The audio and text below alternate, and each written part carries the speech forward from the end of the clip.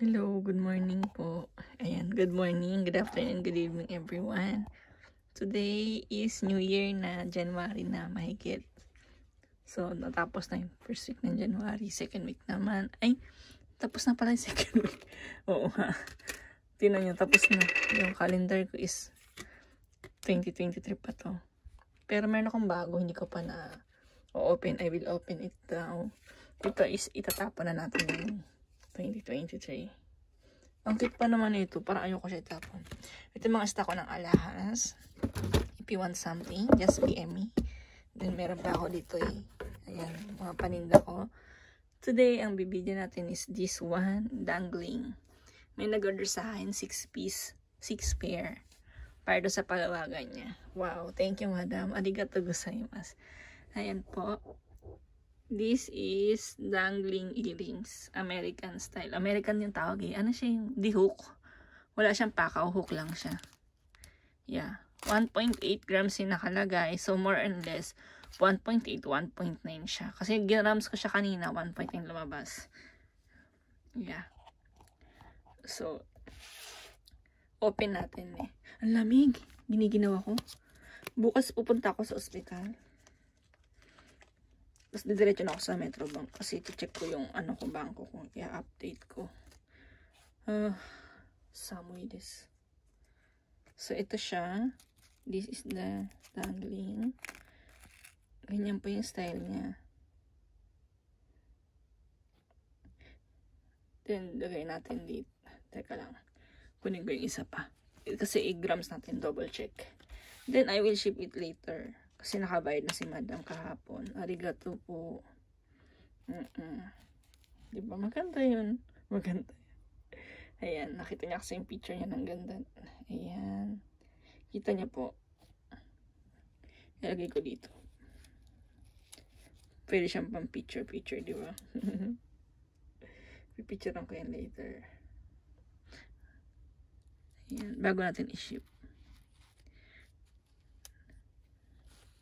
Yung pamangkin ko yung nag-order sa akin. Walang kamakamagana kahit relatives. Pag nag-order, nagbabayad sila. Thank you po. Sa pamangkin ko mag-order daw siya. Kasi panggigip niya. Ikaw lang din. Pero, yan. Arigato po. Ang lamig.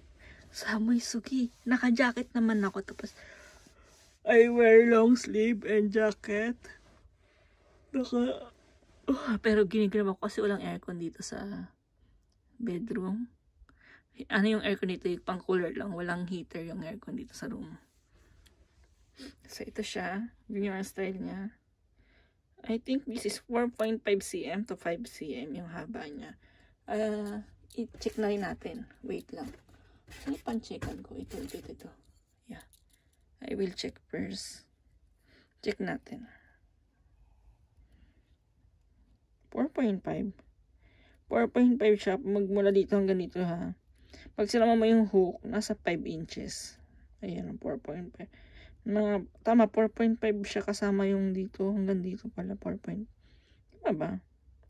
Parang 5 inches pag dito. Pag hindi kasama yung dito sa taas, hanggang dito lang, 4.5 inches ba yan? Or cm? Cm ba to? Cm yata to. Tama, cm. 4.5 cm. Kasi nakasulat dito na inches. Dito is cm. So, dito ko chinek. Pag inches siya, mas maiksi siya sa inches. Ayan, oh. Kita nyo. Ayan po yung kanyang haba. Hindi ko alam paano pagbasa pag inches. Parang 1. Wala pa siyang 2 inches ba? Tama ba yun eh? I don't know. Kasi dito sa Japan, cm po ang ginagamit at inches. So, mas ko, pag nag-gram cm. Nag-ano ba to? Nag-check ng length. Kahit sa mga post ko. Yeah, if you want to order, please go to my Facebook page, Japan Jewelry, or sa aking isa pang sa Mary Anke Vlogs. Yes. Hindi pa ako nakagawa nung word eh. Or nung ko, bago kong igagawing online kasi ang hirap gumawa ng website, pero I will try my best later. Alligator. Yeah, kasi from the scratch ko siya gagawin website. So maybe abutin ng buwan. Ang tagal, ang hirap kasi.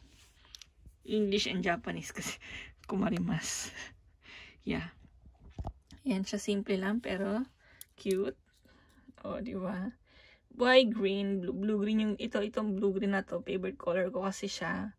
And I like pink. Favorite ko rin ng pink. So, pinagsama siya dyan. Perfect. Kaya ito lagi, di ba? Kasi yung Tiffany. Favorite ko yung Tiffany. Ba't dumi? What is this? Hindi ko alam kung ano to. Parang pumasok yung dumi sa loob. My God. What is this? Hindi ko alam kung ano. Later, i-check ko nga to. Parang ang hirap. Yeah. I don't know why. Yeah. Favorite color ko yung ganito. Ayan. Baktaya. So, nabili ko to last year sa Daiso. Ayan. Then, kanina namili na rin ako ng mga pang previous ko. Ipapacking ko siya. I-rip ako siya. I mean, iayusin ko siya lagi. I need to put a clean, ano ba ito yung magandang plastic, yung gano'n ba yung lagayan niya, ano ba to? I don't know the name, I forgot po, sorry. Basta kasi pag nagbibigay ako ng gift, gusto ko yung naka-clear plastic siya, then nakikita yung loob, example, yung mga pouch or towel, like that. Then, pag sa Pinas, or sa Asia, pwede ako mag-send ng seafood, chocolate, ganyan, kasama yun sa previous ko. Para naman, parang nakapag-Japan na. Diba? Yeah. Aside this, ayan po. Nilalamig ako. Hindi ko nasusukatin na. Kasi alam niyo na yan. Ipapasok lang sa tenga. Itutusok lang yan like this. Ayan o. Itutusok mo lang siya. Hindi ako nakapag-makeup eh. Ayan. Ganyan lang siya. Okay. Simple, pero maganda siya. Bagay siya saan? Para siyang 6 cut, yung cut neto. Bagay po siya sa, I think, sa pag may kadena kayo, pwede niyo siyang i-partner para naka-pair siya, diba? Yeah. Hindi ko maalis. Inaalis ko. Pasensya na kayo sa salita, sa boses ko. And, pag may gusto kayo, ito rin, baka like nyo to. Ayan ang ating, excuse me, infinity pendant and earring. For sale po yan. Punta lang kayo sa aking page. Pag may tanong kayo, hindi po ako gano'n nakakapag-reply dito sa YouTube. Kasi, hindi ko rin masabi yung price. Kasi, example, I gave you the price now. Then, tomorrow, another, or next week, iba na naman yung price. Yes. Pataas ng pataas kay single. Unlike before na naka-stable lang siya. Lately, super taas po talaga. So, it's not my fault. Wala pong gusto na maging mataas na mataas yung price. Kasi, syempre, kung mababa naman nakuha, mababa rin mabibigay, diba? I mean, mas mura. Kaso, ang taas talaga eh. Wait lang Hindi ko pa yata nag-grams kanina eh. Yan. 9 grams. So, 9 plus 9, 1.8. Ayan siya, 1.8 grams. So, sinek ko kahapon, naging 1.9. Ewan ko dito, may tama rin tayo. Ayan o, 1.9, tas 1.8. Basta 1.8 o 1.9 siya. Usually, 1.8 lang yan. Parang may point lang na konti kaya naging 1.9. Diba? Thank you po. Ayan. Ipapak ko na siya ulit sa loob. Kasi na-picturean ko na nga pala to. Oo, nag-picture na ako nito before. Ala, pumasok sa loob. Ala. Oh my God. Ala. Oo, pumasok. Ayun, naalis. Ay, shucks. Buti naalis ko. Wala akong pang-abono, guys. Oh my God. Kasi, syempre. Tapos, kapag taga-Israel kayo, kasi di ba may nag-order na Israel, hindi pa dumating sa kanya, nakapending dito sa Japan ng 3 weeks na, mag-1 month na. Kasi sinip ko yun noong December 16. Then now is, malapit na mag-1 month.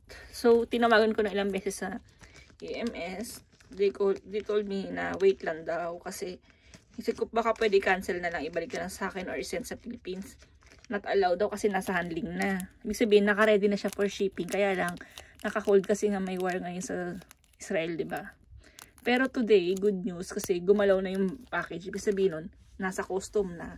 Maybe today or tomorrow, lilipad na yun pa Israel. So, sobrang tuwa ako pati yung buyer ko. Kasi ko, don't worry po sir, kasi safe naman po yun. Yun ang talaga nagka-delay kasi nga, dahil sa war. Pero hindi naman sila nag-warning eh. Sana nagsabi sila no, before na-ship ko yun, sabi sila na, uy, delay yan, madidelay yan ng ganitong.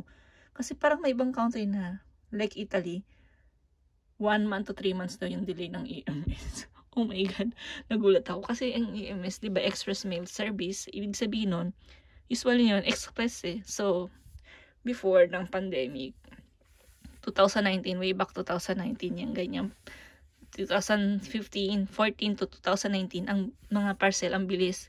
Like here in Japan to US, 3 days, 5 days andun na. 3 to 5 days. Minsan nga 2 days pa lang. Kahit sa Pinas, sa Manila, may akong parcel na 3 days lang, 4 days. Ngayon, weeks. Pag sa Pinas, mga 1 week. Pag Manila, pag province, matagal talaga. Pero pag Manila, mabilis naman ni Metro Manila. Then pag US, umaabot ng 1 week to 3 weeks. Just yung sa Israel ngayon, ayan, mag-iisang buwan na, Diyos ko po. So, yun po, pag meron kayong gusto, please BM me. Yan, we have this, and we'll ship na later. Taga-Japan yung nag-order na ito. Thank you, madam. Ayan. So, lamig. Ingat po kayo lagi, and God bless everyone. And stay safe, lalo na't winter pa rin.